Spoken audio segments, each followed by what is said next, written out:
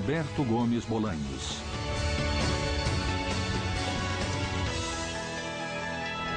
Biografia. Roberto Gomes Bolanhos, o Chaves, escritor, ator, diretor e comediante mexicano, considerado o maior criador de programas e personagens cômicos de seu país e que ultrapassaram todas as fronteiras.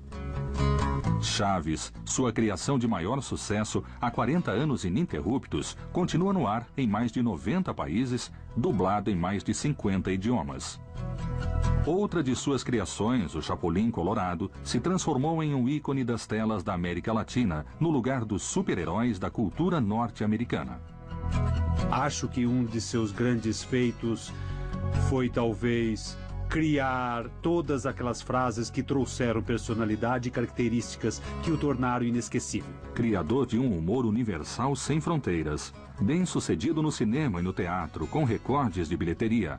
No rádio e na televisão, seus programas alcançaram os mais altos índices de audiência. Ele mostrou que é possível fazer uma televisão, um espetáculo bom e de sucesso.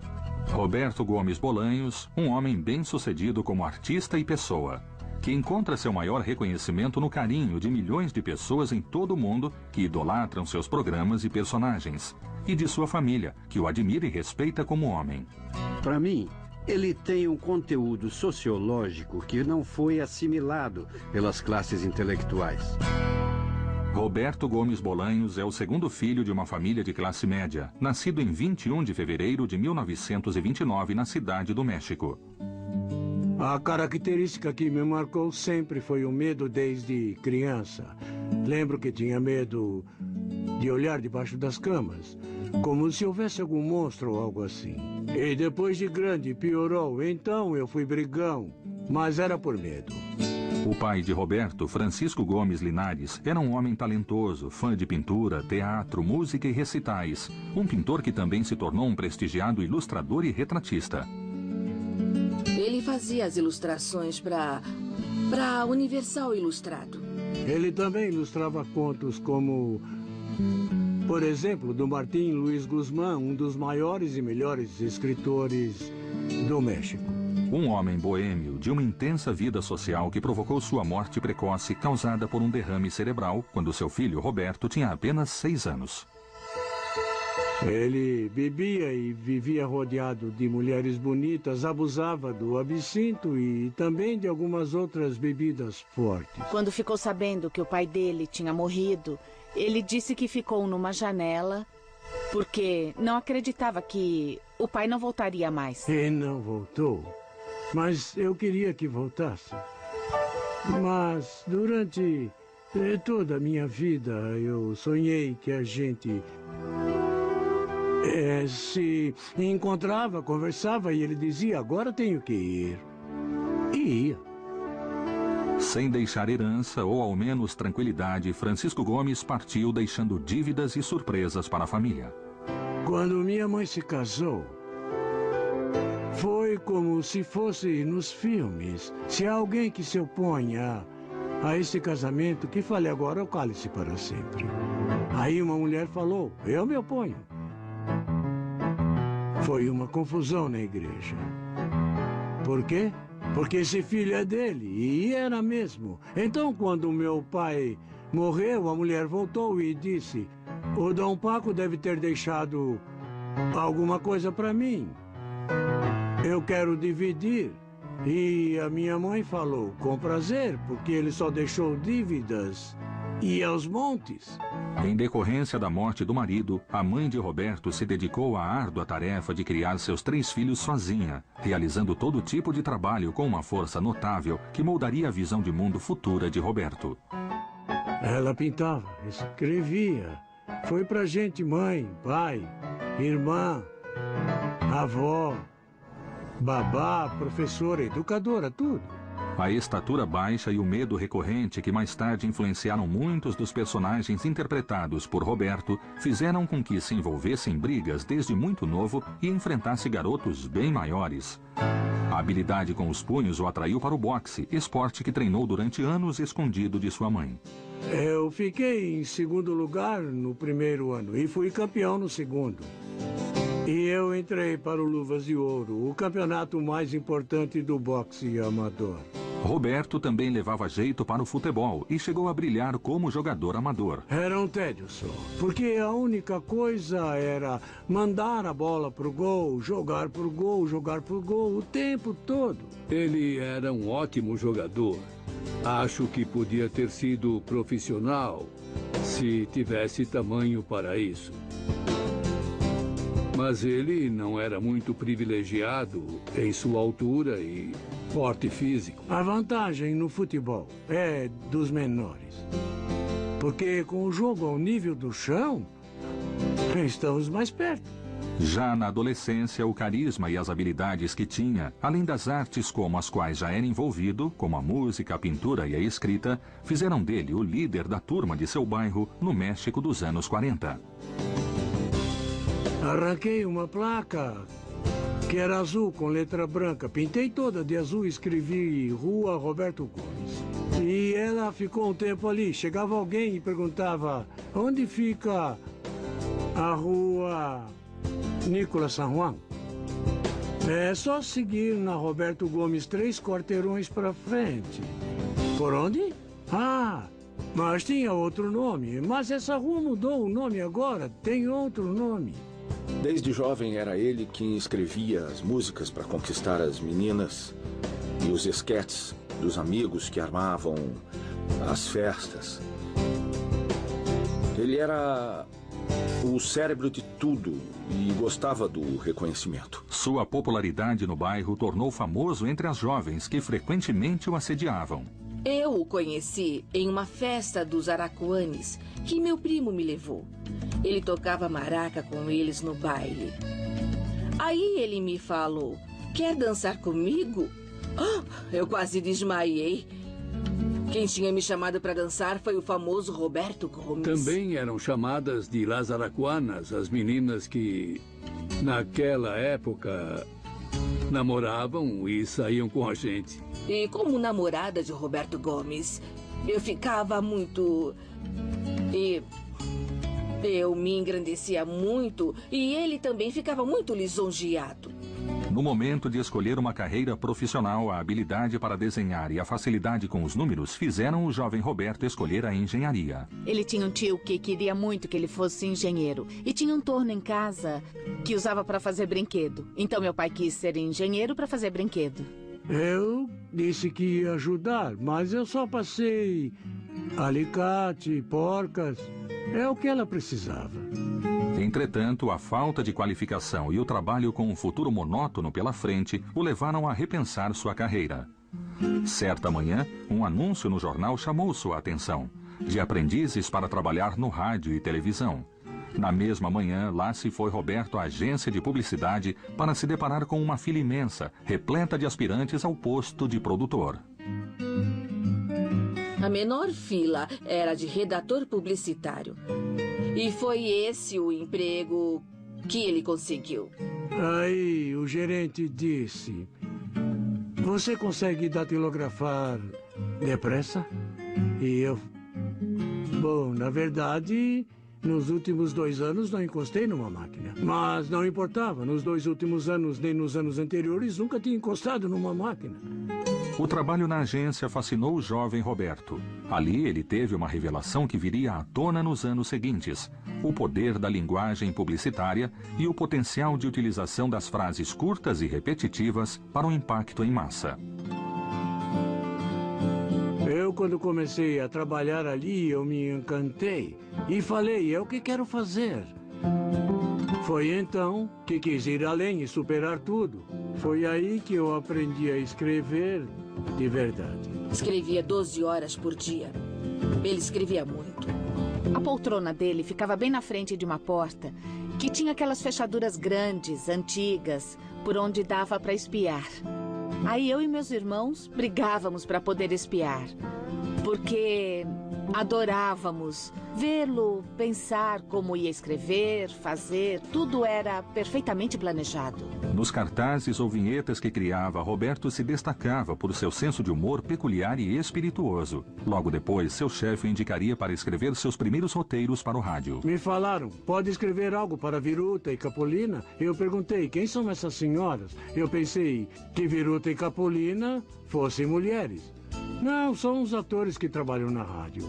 Então eu os conheci e depois disso eu comecei a escrever para todos os comediantes. Sem conhecê-los pessoalmente, o jovem Roberto Gomes escreveu seu primeiro roteiro e o impacto foi imediato. O programa de rádio tinha 15 minutos. Comecei a escrever e antes de um mês falaram, tem que aumentar para meia hora. Aumentamos e virou a maior audiência. De olho no potencial da combinação dos textos de Roberto Gomes com o carisma da dupla cômica, a empresa patrocinadora se propôs a reproduzir a mesma ideia em um meio em expansão, o da televisão. O trampolim que impulsionaria Roberto à fama e o faria descobrir mais um de seus talentos, a atuação. Biografia. Roberto Gomes Bolanhos havia alcançado a fama como roteirista dos programas de rádio de Viruta e Capolina. Agora, na televisão, novas possibilidades estavam por vir, assim como novos desafios. Era mais ação do que palavras. Porque televisão é como cinema, é visual principalmente.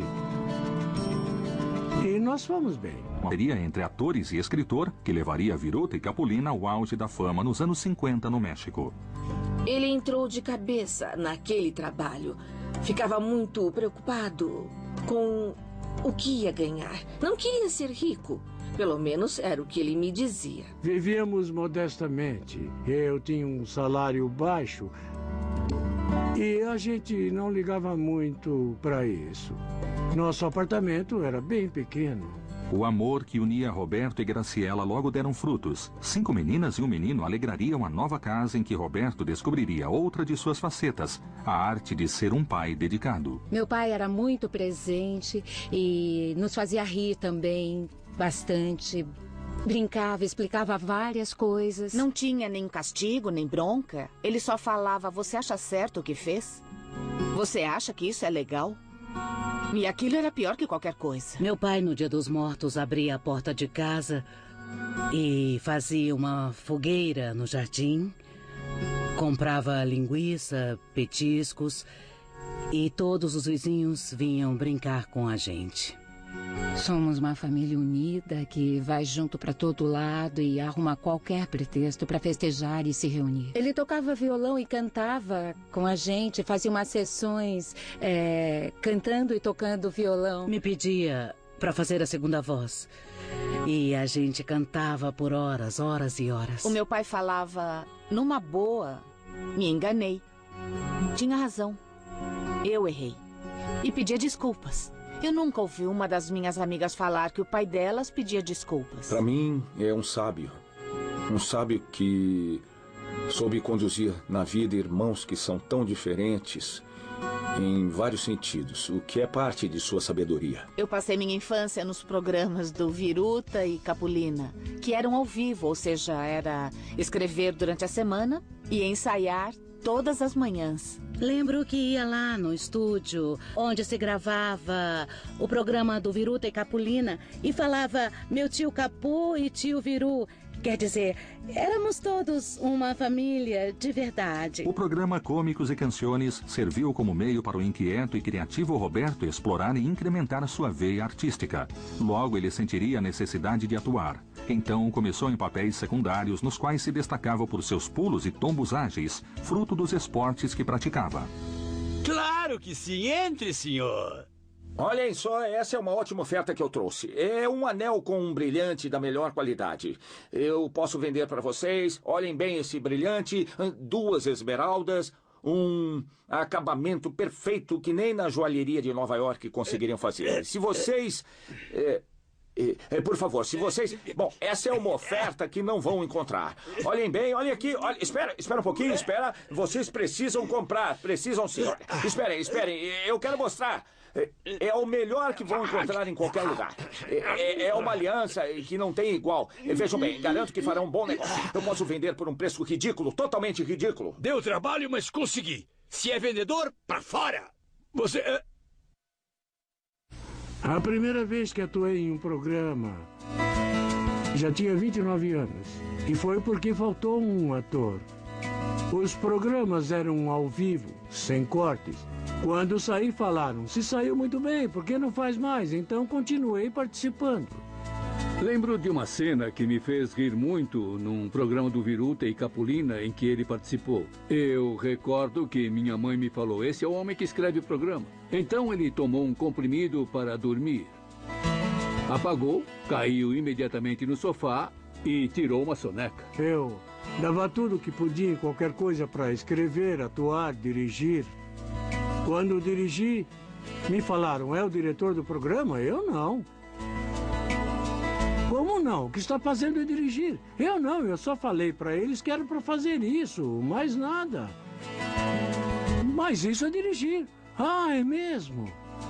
Com Viruta e Capulina, Roberto também teria contato com o cinema em 1958 como roteirista do filme Los Legionários, do diretor Agustín Delgado. O Agustín Delgado falou... Escuta, você é nosso pequeno Shakespeare. Era só um diminutivo de Shakespeare. E ele falava que eu escrevia muito bem, que era um pequeno Shakespeare. Então, no começo, ele e todo o pessoal falavam Shakespearito como um estrangeiro. Todos começaram a me chamar daquele jeito, então castelanizei para Shakespearito. O filme foi um grande sucesso e as consequências instantâneas. Chegou um momento em que Viruta e Capulina se tornaram campeões de audiência, no México e fora do México também. Então o Roberto sempre foi ótimo nessas coisas. Vendi uns 50 roteiros para vários atores famosos, dos quais tenho ótimas recordações. A maioria das vezes era comédia. Mas também escrevi alguns dramas. Ao mesmo tempo, Roberto continuava sendo o roteirista de televisão mais bem-sucedido. Eu escrevi os 2 programas. E eles disputavam o primeiro lugar na audiência, que era o Cômicos e Canções e El Estúdio de Pedro Vargas. A repetição da estrutura em que somente um personagem contava a piada se tornava uma ideia ultrapassada para Roberto. E ele propôs um jeito novo de fazer humor que, aos poucos, foi aperfeiçoando. O normal era os humoristas daquela época fazerem as piadas sozinhos. Eu sei porque escrevi para um deles. Não vou falar nomes, mas um dia ele reclamou, não, porque tem uma piada para outro. O humorista aqui sou eu. Nada de piadinhas para os outros, eles só vão fazer o que eu quero. Quando Capulina começou a se incomodar com a atuação de Chespirito, Roberto aceitou se retirar da frente das câmeras com a condição de que seu crédito como roteirista ao final do programa fosse do tamanho do protagonista. A importância de Gomes Bolanhos para a fórmula do sucesso se fazia cada vez mais necessária. Eu ainda atuei com o Capulina em 2 filmes que eu escrevi. Mas ele se incomodou porque em um deles fiz uma pequena participação. E então toda a equipe me aplaudia. E aí houve uma briga e nós nos separamos. A tensão chegou ao limite até que Roberto Gomes Bolanhos deixou de escrever definitivamente para Capulina em 1968. Após 15 anos de uma parceria tão produtiva, viriam tempos de incertezas na profissão e na vida para o próspero Roberto. Até que um dado momento ele falou, chega de escrever para os outros. Então não escreva para os outros. Quero escrever para mim. Então escreva para você. Em meio a uma crise criativa e um futuro profissional incerto, Roberto recebeu uma terrível notícia. Eu a conhecia e a vi morrer. Estava com ela quando morreu. Eu estava bem ao lado dela. A mãe de Roberto, Elza, morria de um câncer de pâncreas fulminante. Minha mãe nunca viu o Chaves. Nunca viu o Chapolin Colorado. É motivador saber tudo o que ela fez por mim. apesar de não ter tido essa recompensa, que talvez fosse ver o seu filho vencer. E morreu quando eu crescia. Na época, nascia o Canal 8 da empresa Televisión Independente de México, ou TIM, que convidou Roberto para colaborador. Então, com a proposta de uma série e após uma longa seleção de atores, se tornou o protagonista de El Ciudadano Gomes. Era um Quixote que combatia injustiças. Ele consertava os erros dos outros. Era uma mulher que chorava porque tinham feito algo contra ela. Aí ele ia lá ajudar. Mas o programa não deslanchou. Apesar do fracasso de Ciudadano Gomes, o mesmo canal encarregou Roberto de 2 quadros de 10 minutos para o programa Sábados de la Fortuna. Você vai ter 2 ou 3 quadros. Pra fazer o quê? O que quiser. Oh, era a grande chance. Era o que sonhava fazer um dia. Fazer o que eu quisesse em um programa. Era só zoeira, muita piada. Eu chegava com um tanque de gás pesado e, na outra mão, uma xícara de café. Aí olhava para a câmera e falava, é como eu gosto de café, bem carregado. Ali, os primeiros personagens de Roberto começavam a tomar forma, com atores que anos depois se tornariam o professor Girafales, interpretado por Rubem Aguirre, o beberrão Alanis, interpretado por Ramon Valdez, e o doutor Chapatin, que Roberto mesmo fazia. A luz acabou em casa e quando subi a escada, vi lá em cima um velhinho no corredor e eu comecei a gritar, quem é esse? Quem é esse? Aí meu pai me abraçou, sou eu. Ele estava montando o personagem Doutor Chapatin. E às vezes eram 8h30 e não tínhamos acabado. Aí a gente sentava, os telefones tocavam sem parar, até que o chefe viu aquilo e o diretor veio falar. É o seguinte, peguem todas as suas coisas, terão um programa só de vocês. O novo programa de Roberto estreou em 14 de outubro de 1970, no horário nobre, às 8 da noite. O nome era La Mesa Quadrada. E o Sábado de la Fortuna. E acabou porque, sem o nosso quadro, não foi para frente. Foi um elogio para nós. O programa rapidamente subiu na audiência e transformou todo o elenco em personagens famosos. E, sem perceber, a vida de Roberto começava a mudar. O Roberto veio me falar, demos autógrafos, estamos importantes, demos autógrafos. Sem imaginar que depois a mão cansaria de tanto dar autógrafo. Apesar da popularidade, Roberto não dormiu no ponto. Sua criatividade era inesgotável e ele estava prestes a criar o personagem que o levaria à fama internacional.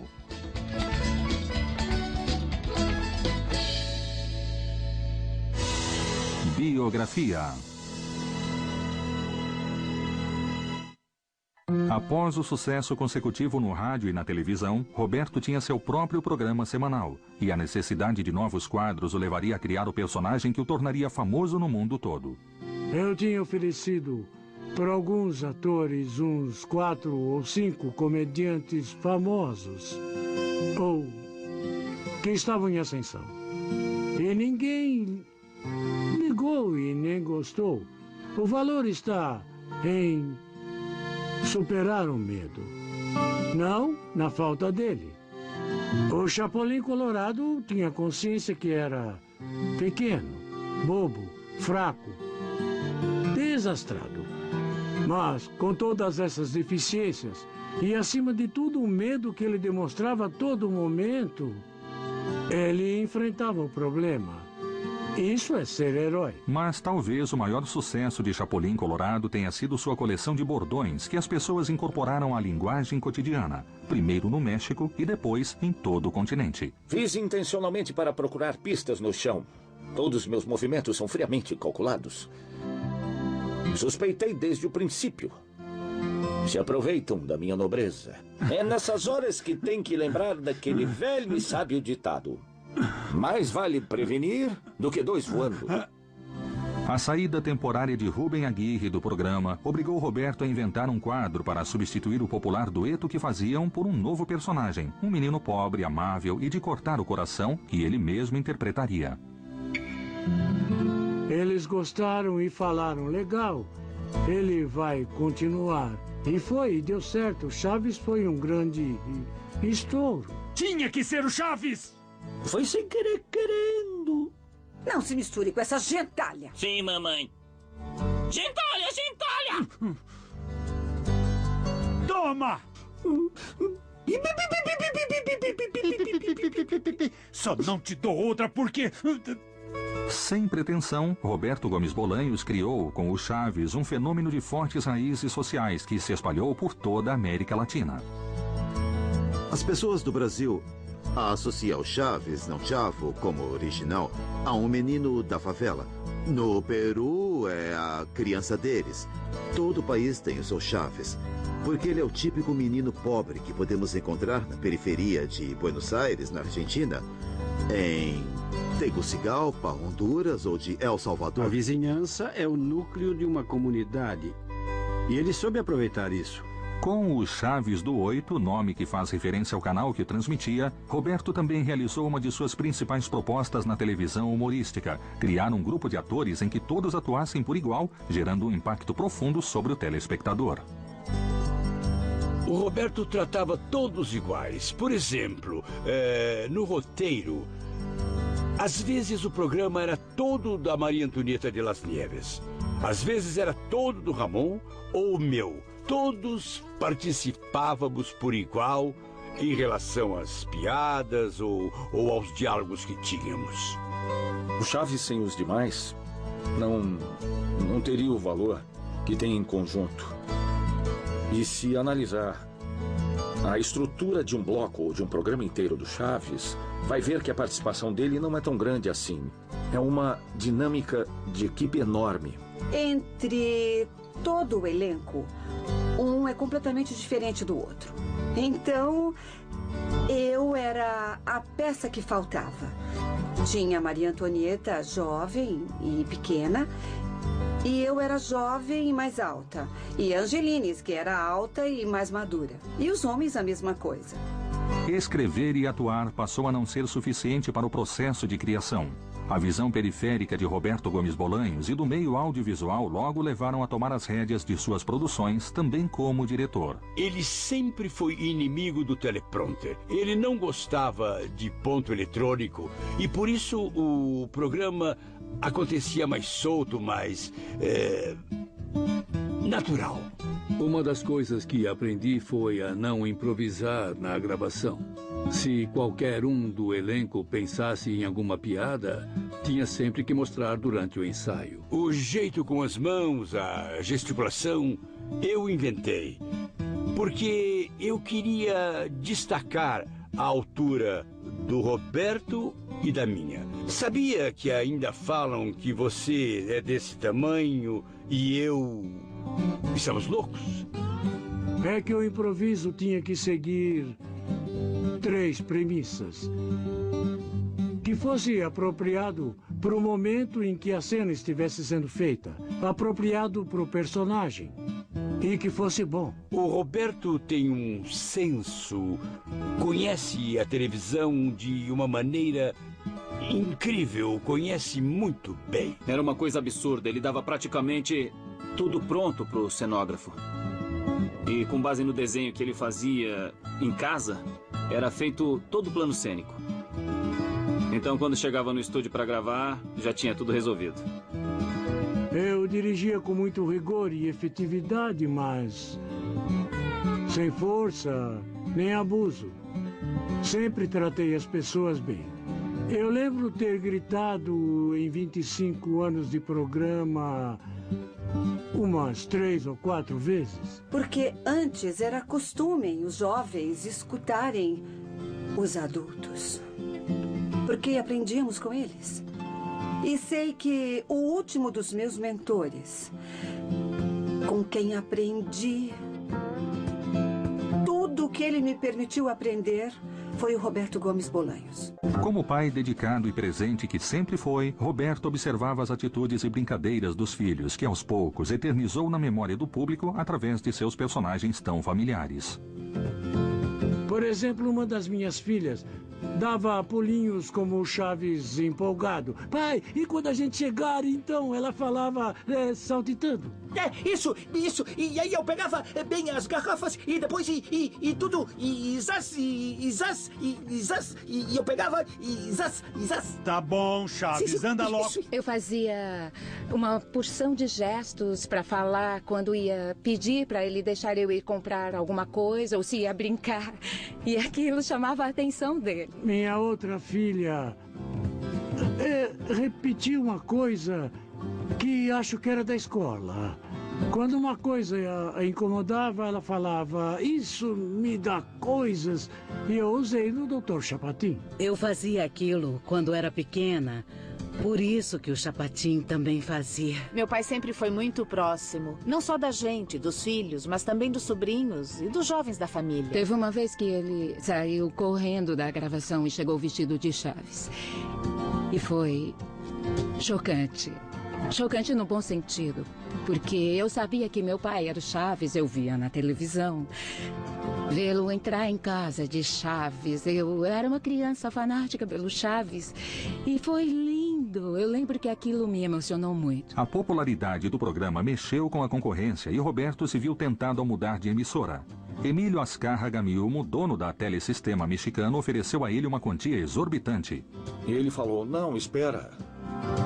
Não posso porque tem um contrato em vigência. Por fim, Azcárraga não teve mais que esperar Roberto encerrar seu contrato, já que logo houve a fusão do Telesistema Mexicano com a TIM para o nascimento da poderosa Televisa. Anos depois, o seu Azcárraga reconheceu o fato dele não ter abandonado quem tinha lhe dado a chance de sua vida. Várias coisas me marcaram, e uma delas, a principal de todas, era a enorme sinceridade que ele transmitia para você.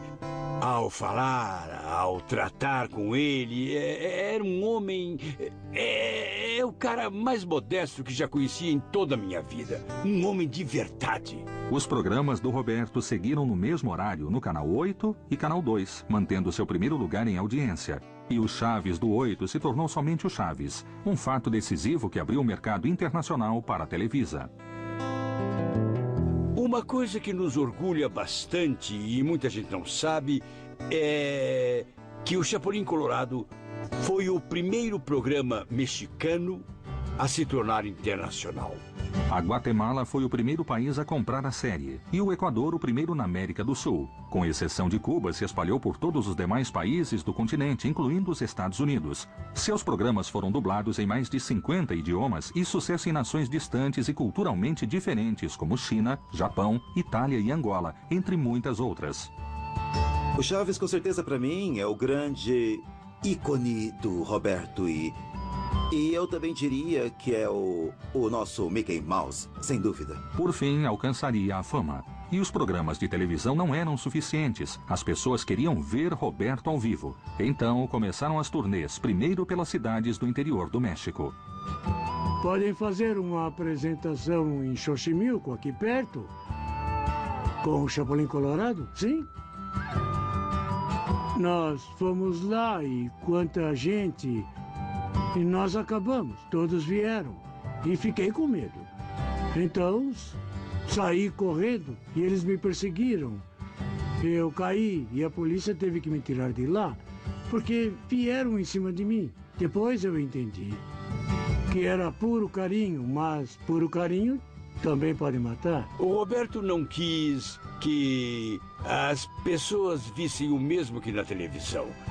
Então mudou toda a apresentação. Acho que as pessoas iam mais para nos ver como atores do que para nos ver atuar. Para mim era fácil falar e abraçar meu pai porque ele estava perto de mim.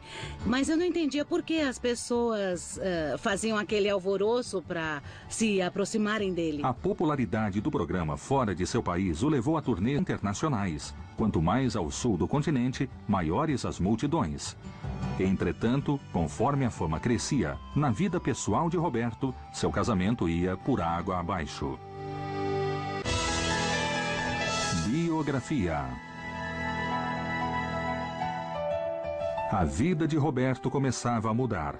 Ao passo que as viagens a trabalho longe da família se tornavam mais frequentes e longas, a difusão de seus programas o tornaria uma figura pública, chamado a todos os países da América Latina. Quando falei com um produtor chileno, Valentim Pimstein, me falaram de ir para o Chile. Devo ir? Ele respondeu, a questão não é essa, deve se cuidar, porque vai ter uma baita multidão. Foi num lugar da América Central que quebraram o vidro. Empurraram o vidro da porta no aeroporto, a hora em que viram ele sair. Eu fiquei assustada. O avião não podia pousar porque as pessoas invadiram a pista. Estavam esperando numa boa. Mas quando falaram que o avião tinha chegado, eles jogaram os policiais para o lado e invadiram. O avião teve de subir de novo. Ele se escondia. E não gostava. Falava, não gosto disso. Sou uma pessoa de carne e osso, como qualquer ser humano. Entretanto, no auge do trabalho e da popularidade mundial, a distância do lar e as tentações da fama começaram a afastar Roberto e Graciela. Foi quando a gente começou a ter consciência que realmente tinha virado um fenômeno. Mas era uma coisa que internamente, em casa, significava a ausência dele junto à família.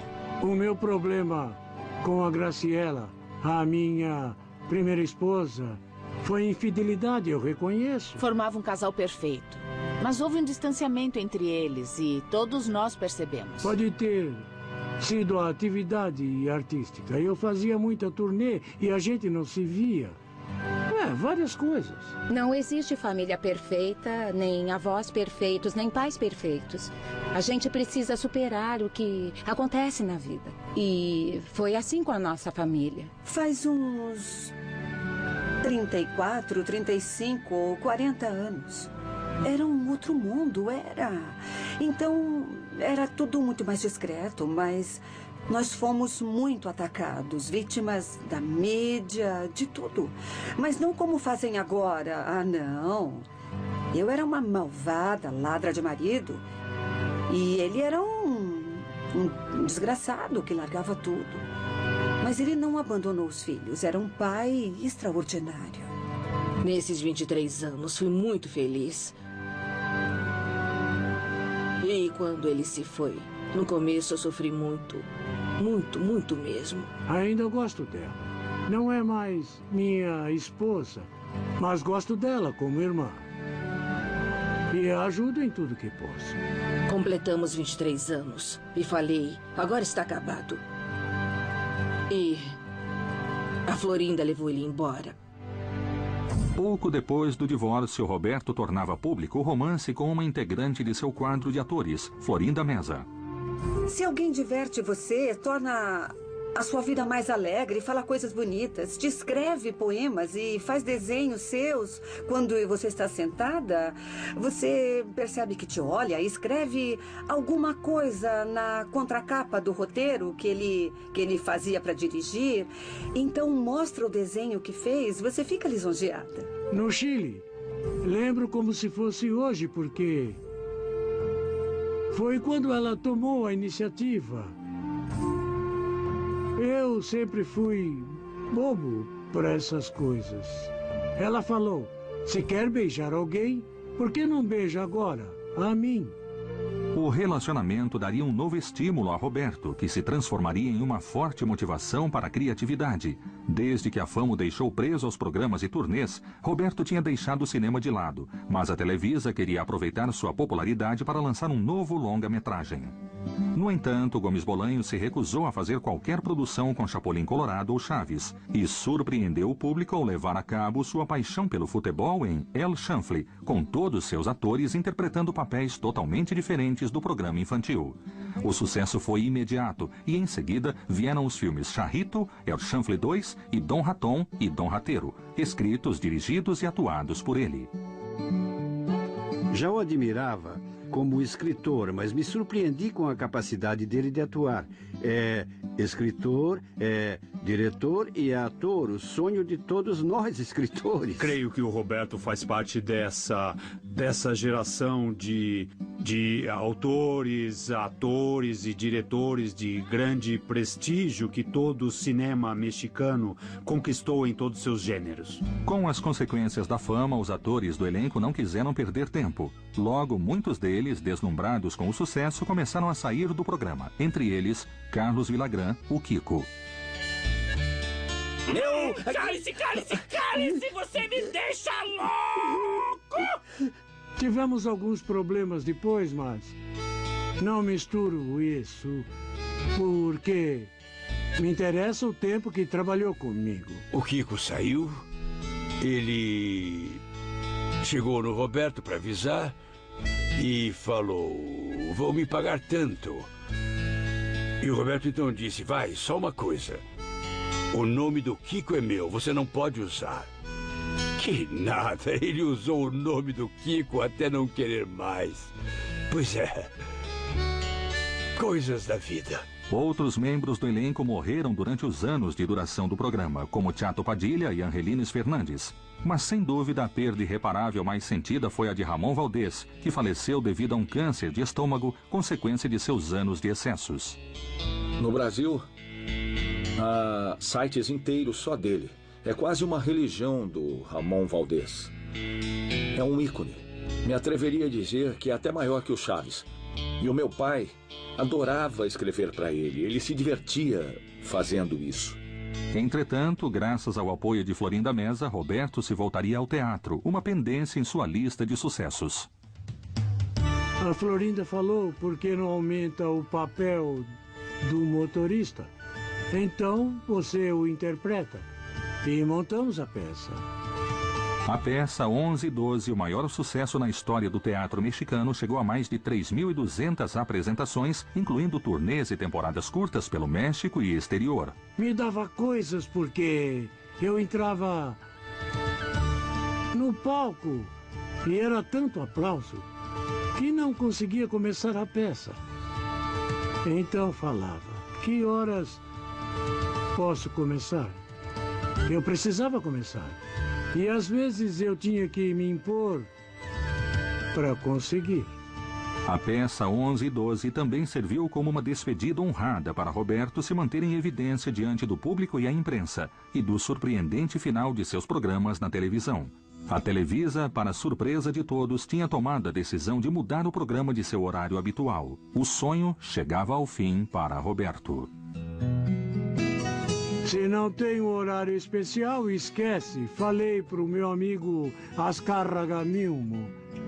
Faltavam 10 ou 12 dias para completar 25 anos. E por que você não me avisou? Porque eu não imaginei que fosse fazer isso. Foi quando ligaram da TV Azteca e de Miami, de Los Angeles, falaram pra gente que pagariam o que fosse para que continuássemos trabalhando. E o Roberto disse: não, acabou. Acabou. Roberto decidiu encerrar o programa. Na opinião dele, Chaves e Chapulin Colorado deveriam parar antes de decepcionar o público. Aos 66 anos, ele não conseguia mais fazer as mesmas piruetas, sem contar a ausência cada vez mais notória do elenco. Ele se viu na televisão e falou: não posso mais fazer o Chaves. Não dá mais. O Chapulin Colorado exigia habilidade física que, com os anos, começou a se tornar mais difícil. Desde o estouro internacional, 25 anos antes, a exibição dos episódios de Chaves e Chapulin Colorado continuou sempre ao menos em 10 países, de lá para cá. Um recorde mundial de 40 anos consecutivos no ar. Há uma espécie de vazio entre 95 e 2000, pelo menos no México. Depois começaram a passar o programa com reexibição dos episódios e, de 2000 para cá, começamos a ver um tipo de auge no México e, novamente, na América Central e do Sul. Tem um canal no Brasil que exibiu o Chaves 5 horas por dia. Porque precisava de audiência. A coisa ficou feia, então colocaram o Chaves 5 horas por dia. E em seguida a audiência voltou. Além de gravar 3 discos com as vozes de seu elenco e músicas de sua autoria, Roberto escreveu 3 livros. O legado de Roberto é imenso. Seu acervo criativo é de um homem renascentista. E ainda assim, são as pessoas ao seu lado que mais colhem seus frutos. Roberto é meu mestre, meu mentor, meu amigo. Tenho um carinho especial por ele, por tudo aquilo que ele fez por mim, como compartilhar comigo não somente as coisas que sabe, são muitas, como também sua família e o prazer de ter trabalhado com ele durante todo esse tempo. Um criador incansável que aproveitou os últimos momentos do rádio, o nascimento da televisão e o auge do cinema mexicano para fazer uma comédia universal, um humor livre e para todas as idades. Nossos intelectuais que não querem ter nada a ver ou não quiseram se envolver nessa época com a televisão, que alguns chamavam de caixa de idiota, perderam a chance de ver muitos programas inteligentes como os de Roberto, bem mais profundos do que parecem. Acho que para o público em geral, ele deixa a mensagem de que é possível na vida divertir-se com coisas muito simples mesmo, que as pessoas podem estar em família de uma maneira agradável e terem uma referência que une todo um continente. Sempre foi muito claro o seu desejo. Sabia que atingia milhões de pessoas e não queria criar dano social. E isso não tem preço numa pessoa. Um pilar indiscutível da televisão mexicana, que abriu as portas do mercado internacional e formou, com seus gêneros e formatos, uma escola humorística e de obras de qualidade. Na minha carreira, queria ser como ele. Claro que não consegui, porque ele é o número 1. Além da televisão, Roberto Gomes Bolanhos deixou no cinema e no teatro mexicano recordes históricos de bilheteria, apesar de nunca haver recebido prêmios ou reconhecimento da crítica mexicana. Ele é um artista nato. Da ponta do dedão do pé ao último fio de cabelo que tem na cabeça. Sem dúvida, ele é um artista completo. Para Roberto, o único prêmio que obteve através de seus programas, obras e filmes é o carinho e reconhecimento do público. O Roberto é um verdadeiro comediante de sucesso internacional. No México, eu acho que não há outro. Eu não tenho dúvida que ele seja o personagem mais importante da história da televisão e em espanhol de todo o mundo. Eu penso que para o público ele vai deixar o grande e imenso sabor do sorriso, o quanto a vida é boa, o quanto ela é boa e bela. O bem sempre vence. Esse é o legado. O bem é aquele que vence sempre. Isso alimentará a minha mente, a minha imaginação, com lembranças lindas. E como diria o Chaves, no caso de uma inflação de felicidade. Eu que ia chegando tranquilo ao final da minha vida terrena, comecei a duvidar. Será que não há refúgio para a alma? Que morrer é deixar de existir? Será que a existência não tem a transcendência que me fizeram acreditar? Não, isso não. Por favor, eu com meu livre-arbítrio me atrevo a dizer: Deus, deve haver um erro. E me perdoe, Senhor, se com isso te incomodo. Entretanto, de algum jeito preciso falar. Não me venha falar que aqui acaba tudo.